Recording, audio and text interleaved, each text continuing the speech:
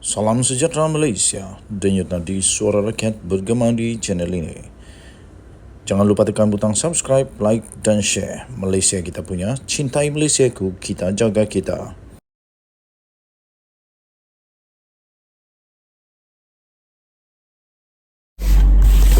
Salam sejahtera Malaysia, denyut nadi suara rakyat bergema di channel ini. Teka-teki tentang Menteri Besar Kedah. Menteri Besar Kedah akhirnya terjawab. Daripada Malaysia Kini dikabar dan dilaporkan majlis angkat sumpah untuk Menteri Besar Kedah adalah esok. Selepas keputusan pilihan raya negeri PRN di 6 negeri dimuktamadkan semalam, majlis pelantikan dan angkat sumpah untuk Menteri Besar Kedah kini dijadualkan berlangsung di Istana Anak Bukit di Alor Setar esok.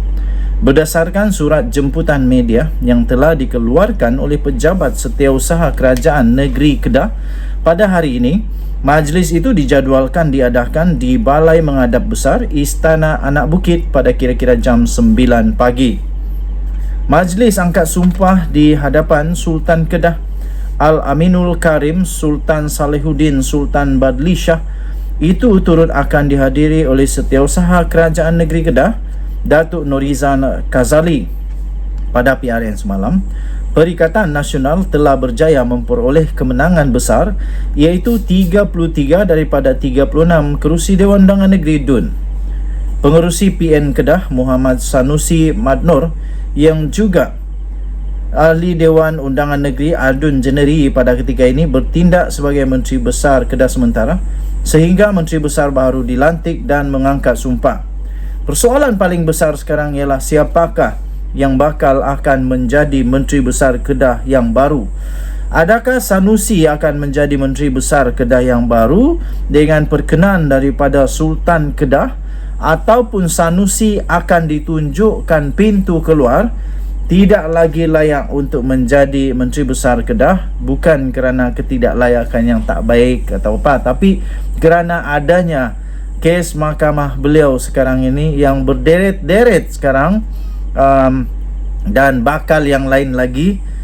Jadi mungkin kemungkinan besar sahaja bahawa Menteri Besar Kedah bukan lagi Sanusi.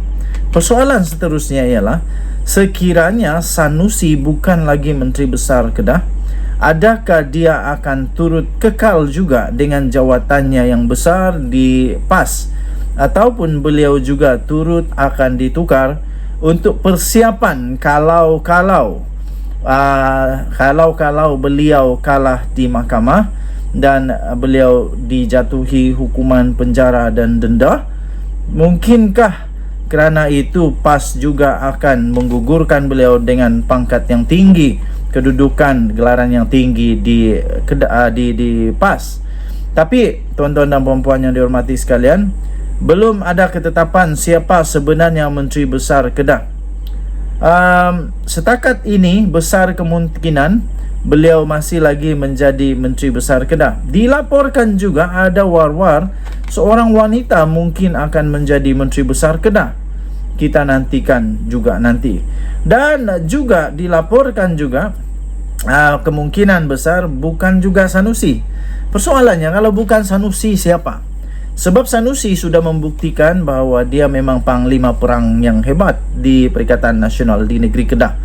Tapi kerana sedikit silapan teknikal rasanya daripada Sanusi, kemungkinan besar beliau terpaksa tidak dinamakan sebagai Menteri Besar Kedah. Apapun keputusannya, kita akan nantikan besok siapakah yang akan menjadi Menteri Besar Kedah yang seterusnya, sama ada menggantikan Sanusi ataupun kekal Sanusi.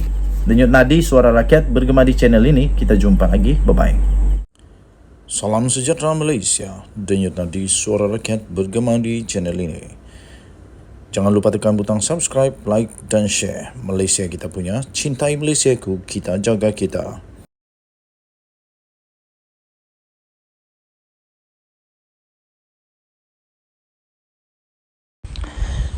Salam sejahtera Malaysia, selamat petang tuan-tuan dan puan-puan yang dihormati sekalian. Terkini daripada sahbudin.com.net. Referendum tidak menjadi, Anwar boleh terus kekal hingga hujung penggal. Keputusan PRN 6 negeri pastinya sudah diketahui keputusannya oleh kita semua. Apapun keputusannya, yang penting sekali ialah PHBN berjaya mengekalkan 3 negeri yang selama ini dikuasainya, dan begitu juga dengan PN yang turut berjaya mengekalkan 3 negeri takbirannya. Asasnya, sementara PN beria-ia mahu menjadikan PRN kali ini sebagai satu referendum kepada Kerajaan Perpaduan dan Perdana Menteri Datuk Seri Anwar Ibrahim sebagai Perdana Menteri, keputusan 3 sama yang diterjemahkan oleh undi rakyat memberi erti bahawa referendum itu nampaknya langsung tidak menjadi. Referendum apa namanya kalau satu negeri PH pun gagal ditawan oleh PN? Kejayaan PN memenangi banyak kawasan majoriti Melayu menjadikan UMNO semakin tidak bermaya serta menafikan kemenangan 2/3 PHBN di Selangor. Ia pada hakikatnya tidak menggugat sama sekali kedudukan Anwar di peringkat pusat. Anwar boleh terus kekal sebagai Perdana Menteri sehingga hujung penggal kerana semua elemen kemenangan PN itu sama sekali tidak membuatkan Anwar tercedera, berdarah atau luka. Jika tidak sabar untuk menunggu PRU 16, Anwar hanya boleh dijatuhkan dengan Mahyadin Mat Yassin mesti ada keberanian untuk mengusulkan undi tidak percaya di Parlimen dalam waktu terdekat ini. Tanpa keberanian untuk membawa usul undi tidak percaya, sebaliknya hanya menjerit dalam sidang media saja mendesak Anwar meletak jawatan, tiada apa-apa akan berubah kerananya. Harus diingat yang akan mengundi jika usul undi tidak percaya dibawa di Parlimen ialah ahli-ahli Parlimen.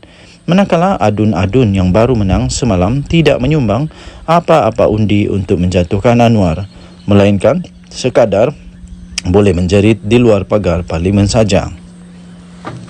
Kepada Mahyadin, berhentilah mendesak Anwar untuk meletak jawatan susulan daripada keputusan PRN ini, dan lebih baik beliau mengarahkan menantunya balik segera daripada luar negara untuk menghadap SPRM terlebih dahulu. Begitupun dengan keputusan PRN semalam, Anwar bermula sekarang tidak boleh lagi goyang kaki dan mengambil mudah cabaran PRU 16 akan datang. Pada PRU 16 adalah titian Siratul Mustaqim yang sebenar bagi masa depan politik Anwar bersama Kerajaan Perpaduan yang sedang dipimpinnya. Beliau mulai sekarang harus berani melakukan rombakan besar-besaran dalam semua struktur dan jentera di sekelilingnya, daripada menteri-menteri kabinet, agensi-agensi propaganda kerajaan, sayap-sayap penerangan parti dan lain-lain lagi. Bermula esok, perkara terpenting yang harus Anwar lakukan ialah untuk memastikan semua jentera di sekelilingnya betul-betul berfungsi dan memberi nilai tambah kepadanya. Mana-mana yang tidak berfungsi dan tidak berbuat apa-apa sepanjang kempen PRN lalu hendaklah dirombak, dipecat atau ditukar penerajunya. Tempoh masa kira-kira 4 tahun daripada sekarang sehingga PRU 16 yang dijangka pada tahun 2027 hendaklah digunakan sebaik-baiknya untuk menarik dan menambah lagi sokongan rakyat. Bukan semata-mata untuk memberi orang tertentu dengan jawatan dan gaji lumayan semata-mata. Tidak kiralah Melayu, Cina, India dan lain-lainnya, semua kaum sebagai rakyat Malaysia mesti disatukan untuk bersama-sama membina negara secara harmoni melalui jenama Kerajaan Perpaduan ini. Sentimen kaum dan agama yang menjadi modal politik PN hendaklah ditangani dengan bijaksana dan tidak dibiarkan berterusan begitu saja yang meruntuhkan perpaduan yang menjadi asas negara ini dibina. Mendapati cabaran yang ada di hadapan, jenama Kerajaan Perpaduan adalah resepi terbaik untuk membina negara dan memastikan Malaysia yang pelbagai kaum ini terus bergerak ke hadapan dengan cemerlang. Di tangan Anwarlah kini bagaimana untuk meletak rempah ratus, cili, garam, gula dan lain-lainnya dimasukkan dengan sempurna agar hidangan yang disiapkan bukan saja cantik hiasannya tetapi juga enak untuk dinikmati. Ditulis oleh Sabudin Hussein 13 hari bulan Ogos 2023. Denyut nadi suara rakyat bergema di channel ini. Jangan lupa tekan butang subscribe, like dan share. Malaysia kita punya, cintai Malaysiaku, kita jaga kita. Kita jumpa lagi. Bye-bye. Salam sejahtera Malaysia. Denyut nadi suara rakyat bergema di channel ini. Ada empat dun di Selangor yang bakal ulang semula. Wow. Ada 4 dun di Selangor yang mungkin bakal ulang semula, dibatalkan, ditarik balik, disiasat dan ulang lagi. Oh, sarangi.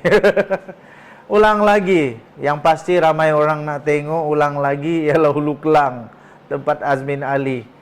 Mesti ramai orang nak tengok lah. Tapi bukan di Hulu Kelang. Ada 4 tempat yang dipertimbangkan untuk difailkan petition pilihan raya untuk 4 kerusi di Selangor. 4 kerusi di Selangor. Okey, kerusi yang pertama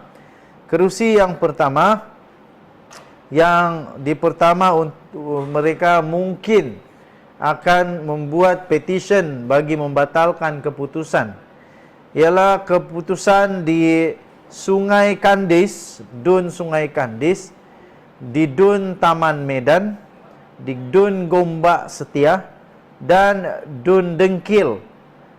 Okey, jadi tujuan kenapa, alasan mereka bakal mempetitionkan, bakal membuat petition ini kerana kemenangan itu dengan majoriti sangat-sangat kecil. Okey, Pakatan Harapan dan Barisan Nasional berhasrat untuk memfailkan petisyen pilihan raya bagi membatalkan keputusan beberapa kerusi yang dimenangi oleh Perikatan Nasional PN dalam pilihan raya negeri di Selangor. Pengerusi PH Selangor sendiri, Menteri Besar Selangor sementara, Datuk Seri Amiruddin Syari berkata, kerusi tersebut ialah kerusi Dewan Undangan Negeri Dun Sungai Kandis, Taman Medan, Gombak Setia dan Dengkil yang majoriti kemenangan amat rendah. Jadi ini dia keputusan yang terlalu rendah itu majoritinya.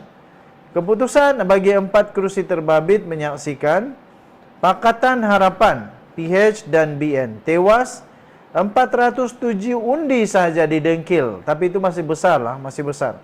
Tapi kita tengok di Sungai Kandis 167 undi sahaja majoriti. Gombak Setia dengan 58 saja majoriti. Wah, terlalu kecil. Ini bukan majoriti kalau 58 ni. Dan Taman Medan paling kecil dengan hanya 30 undi saja majoriti menang. Di Taman Medan 30 saja. Wow. Katanya selain majoriti rendah, kita juga ambil maklum ada beberapa hal yang boleh dipertimbangkan untuk dibuat petition. Seperti kes kertas undi tidak dikembalikan di Sungai Kandis. Jadi beliau berkata pasukan peguam akan membuat penelitian lanjut mengenai kes di semua kerusi ini sebagai pertimbangan dalam membuat petition. Katanya pada majlis pengumuman keputusan PRN Selangor di sebuah hotel di sini pada malam Sabtu yang lalu. Okey, so itulah ada 4 dun yang akan bakal dibuat petition semula untuk membatalkan keputusan pilihan raya itu. Dan adakah akan dibuat ulang tayang? Kita tengoklah nanti kalau memang ada kes dan boleh dipertimbangkan oleh SPR. Denyut nadi suara rakyat bergema di channel ini. Jangan lupa tekan butang subscribe, like dan share. Malaysia kita punya, cintai Malaysia, kita jaga kita. Bye-bye.